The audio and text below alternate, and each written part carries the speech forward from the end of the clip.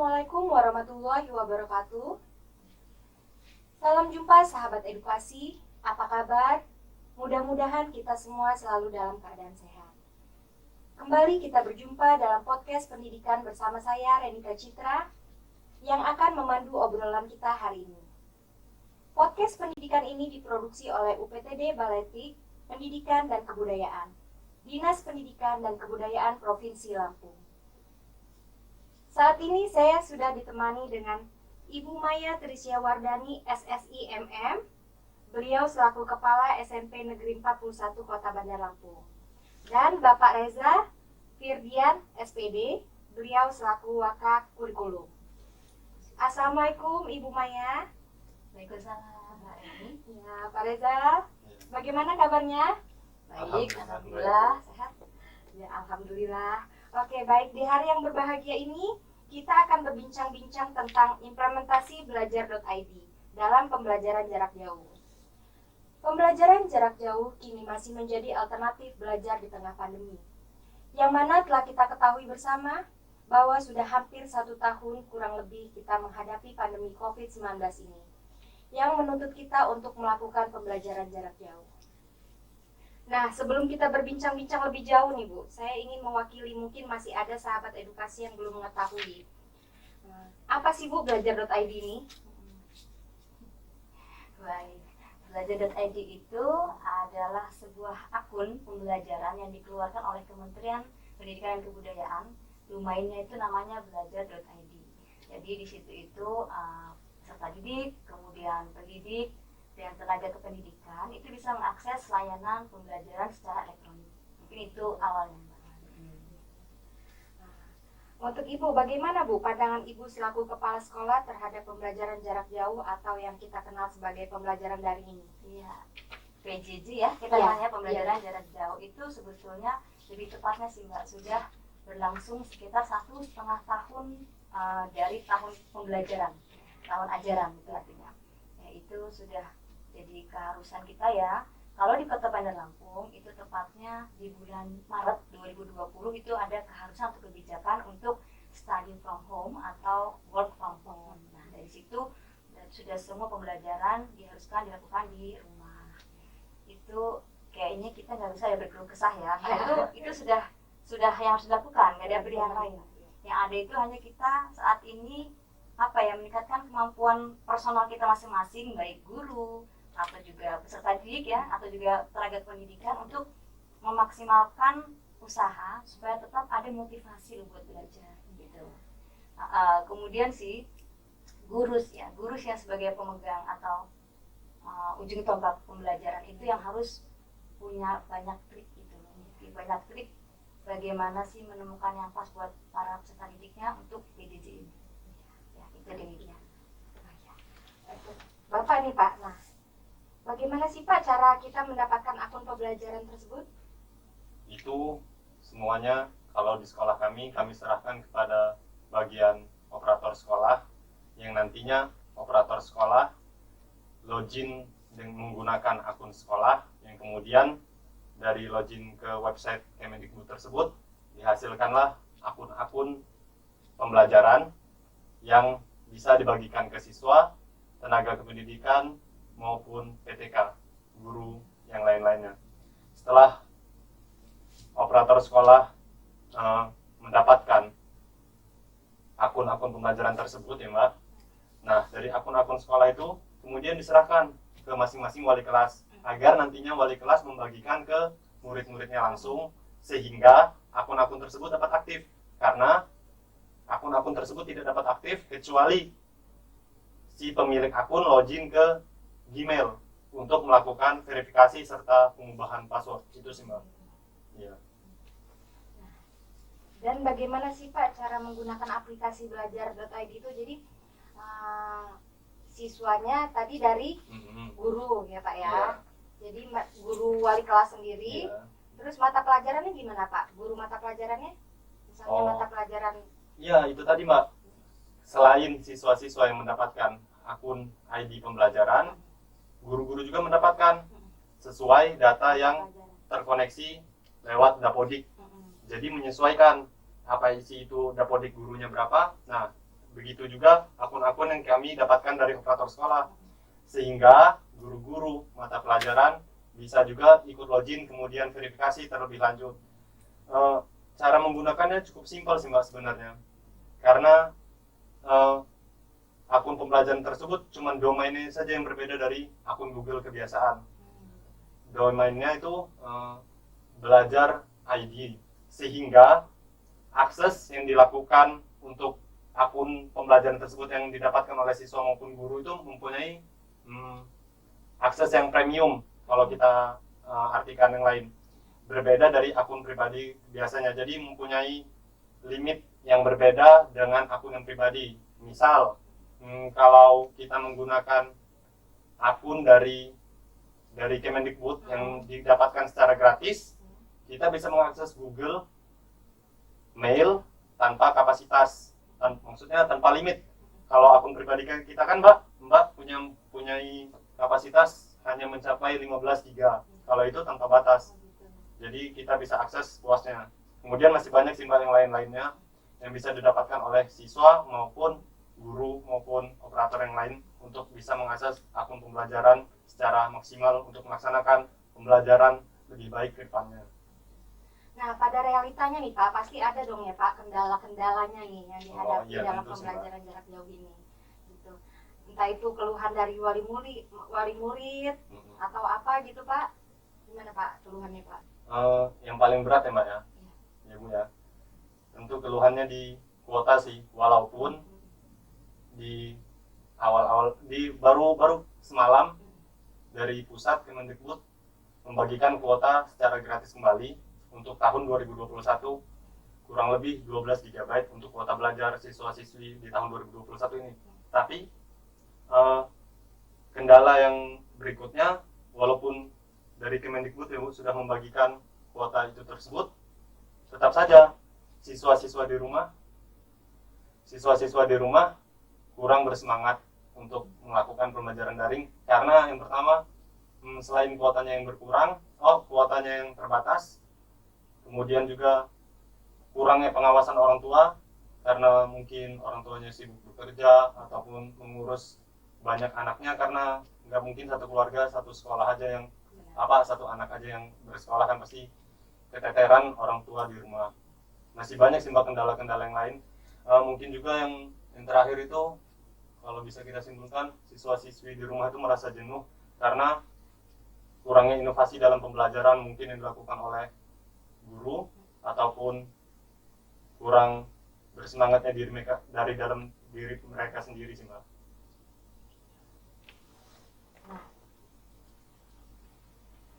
Mungkin ini juga ya Mbak, karena tidak semua tercover oleh Kementerian Pendidikan dan Kebudayaan itu. Jadi pembagian kuota itu tidak untuk semua aplikasi pembelajaran gitu ya. Nah, sementara kita kan nggak bisa hanya pakai satu aplikasi saja untuk mencukupi, misalnya yang ini harus pakai video, nah kuotanya kan besar nih. Nah, sementara ini nggak tercover nih oleh kementerian.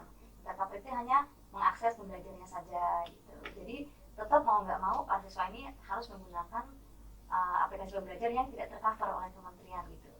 Ya mungkin salah satu kendalanya sih bukan hanya dalam belajar tadi saja sih.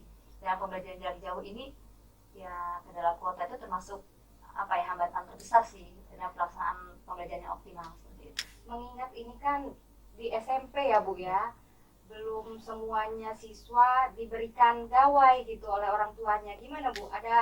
Adakah dari komplain dari wali murid gitu? Oke.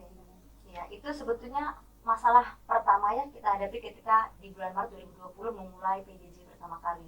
Jadi saat itu kami sih pihak sekolah sudah mulai menganalisa sebetulnya bagaimana sih input peserta didik. Jadi mulai segi kognitifnya mereka, artinya kemampuan untuk mengakses teknologi, dan juga kemampuan sosial ekonomi keluarganya gitu.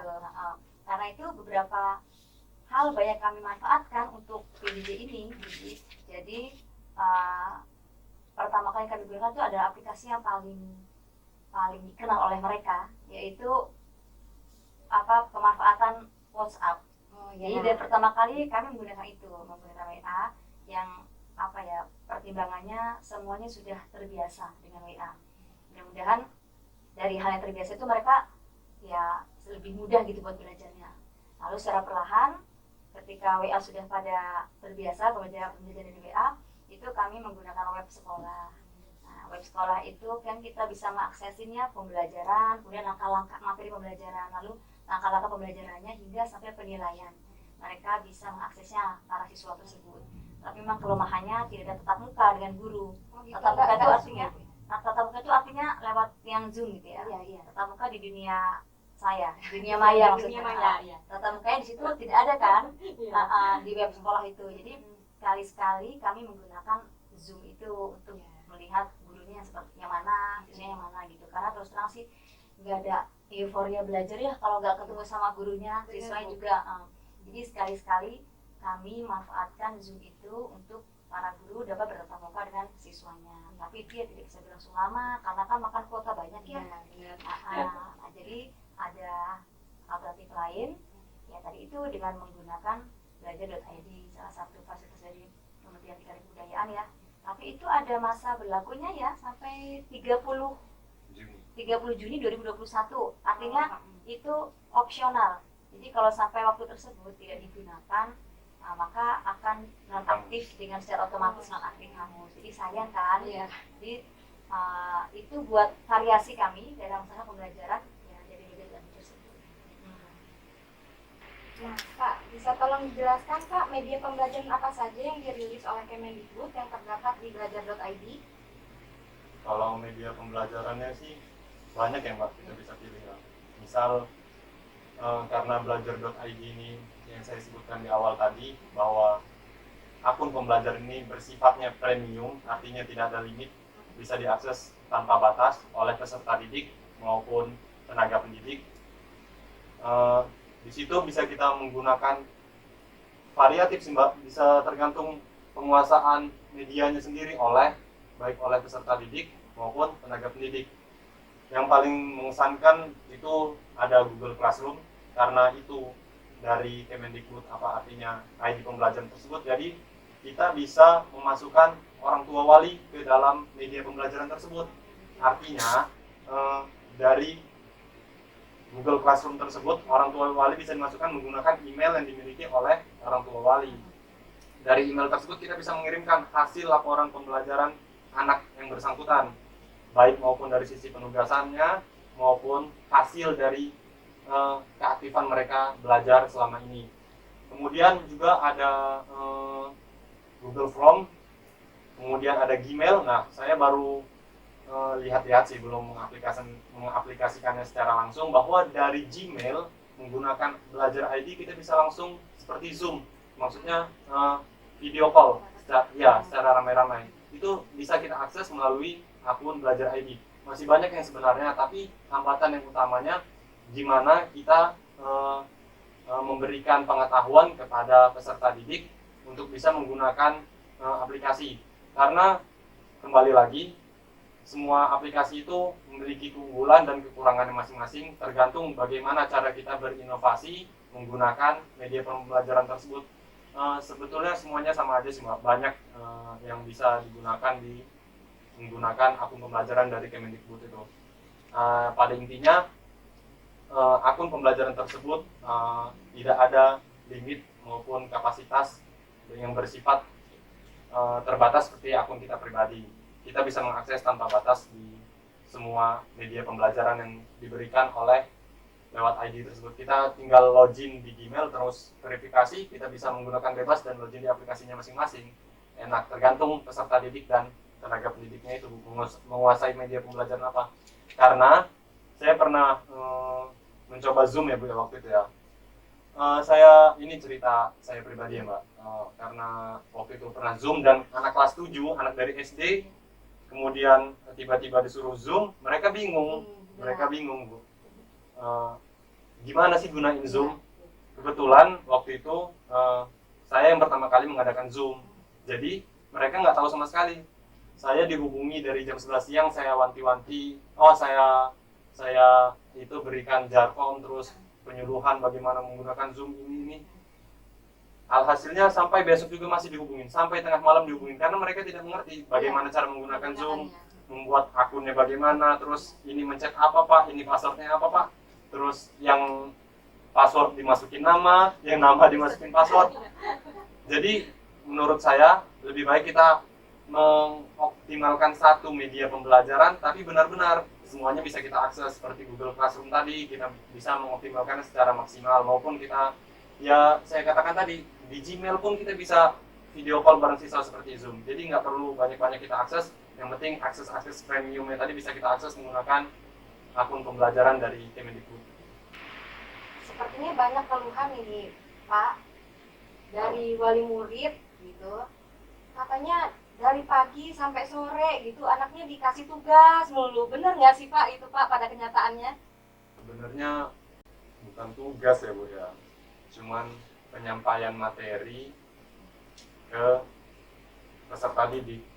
Tetapi memang kebanyakan supaya itu bisa memaksimalkan hasil pembelajaran tadi kan peserta didik harus diukur kemampuan mereka mengerti atau tidak kan.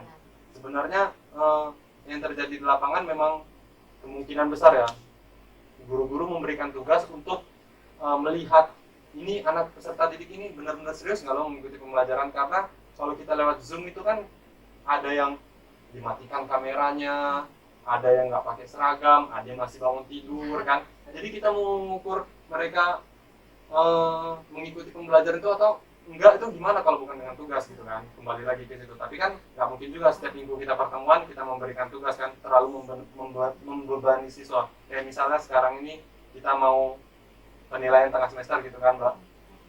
Nggak mungkin juga kita memberikan tugas terus nanti anak-anaknya jawab soalnya gimana kalau bukan kita menjelaskan apa sih isi-isi yang bisa kita berikan kan, kayak gitu juga. Kemudian juga orang tua wali itu kemungkinan terbebaninya di rumah karena melihat anaknya tugas-tugas terus itu juga karena dibiarkan menumpuk tugasnya, karena setiap hari kan belajar tuh, setiap hari belajar, tapi kan nggak mereka kerjain di rumah, tunggu udah numpuk, tunggu guru-gurunya sudah mengejar mereka baru gitu dikerjain. Jadi kelihatannya numpuk, padahal kalau setiap hari dikerjain satu kan nggak kelihatan numpuk, tapi itu karena dibiarin sama mereka, terus juga orang tuanya nggak mengawasi tadi, jadi kelihatan banyak gitu. Jadi emang nggak ada batas waktu ya Pak ya? Misalnya hari ini pelajaran ini batas waktu mengumpulkan tugas sampai jam segini gitu. Apakah jadi menumpuk gitu ke esokan harinya? Itu kembali lagi kepada gurunya masing-masing. Itu mau mengawasi nggak siswanya, mau cerewet nggak? Karena kembali lagi kita nggak bertemu fisik dengan siswanya. Mau kamu kerjain ini kan nggak mungkin nurut, kecuali kita telepon orang tuanya kalau gurunya mau cerewet. Kok anak ibu nggak mengerjakan ini, ngerjain ini? Nanti kan otomatis orang tuanya mengawasi, ada rasa malu. Oh anak saya nggak mau maju gitu kan? Ya mungkin itu sih, Mbak. Kesadaran dari gurunya yang cerewet harus dikejar terus yang karena peduli maksudnya. ya, harus karena peserta didik sudah mulai jenuh sih karena sudah setahun belakangan ini kan terus belajar lewat daring. Ini Pak, misalnya nih Pak, ketika siswa sudah mempelajari nih dan mengerjakan tugas, apakah mereka mengumpulkan tugas tersebut pada aplikasi ini atau media lain seperti WhatsApp atau di aplikasi belajar.id itu sendiri? Itu kembali lagi kesepakatan antara guru mata pelajarannya dengan peserta didiknya ya Pak. Karena setiap guru mata pelajaran memiliki media pembelajaran yang masing-masing. Kalau saya pribadi kadang lewat Zoom, kadang lewat WhatsApp group, nggak tentu sih. Tergantung bagaimana peserta didiknya menggunakan belajar ID. Nah, dari kebanyakan guru di sekolah kami, kebanyakan menggunakan Google Classroom. Karena kalau berbeda-beda kasihan juga peserta didiknya untuk mengikuti pelajaran. Karena yang saya jelaskan tadi, menjelaskan cara login Zoom, membuat akun Zoom, aja bisa seharian kita dihubungi. Bayangkan, kalau satu guru dikejar-kejar, satu kelas ada 30 sekian murid, kali 6 kelas dia mengajar, 180 orang di WhatsApp yang bertanya, Pak ini bagaimana, kan nggak selesai kalau kita gonta-ganti media pembelajaran itu tadi sih Mbak. Jadi lebih baik kita menggunakan secara optimal aplikasi yang sudah kita sepakati bersama oleh kebanyakan guru. Kalau saya pribadi sih lebih intens menggunakan Zoom, dan Zoom yang sudah digunakan oleh akun belajar ID ya Mbak.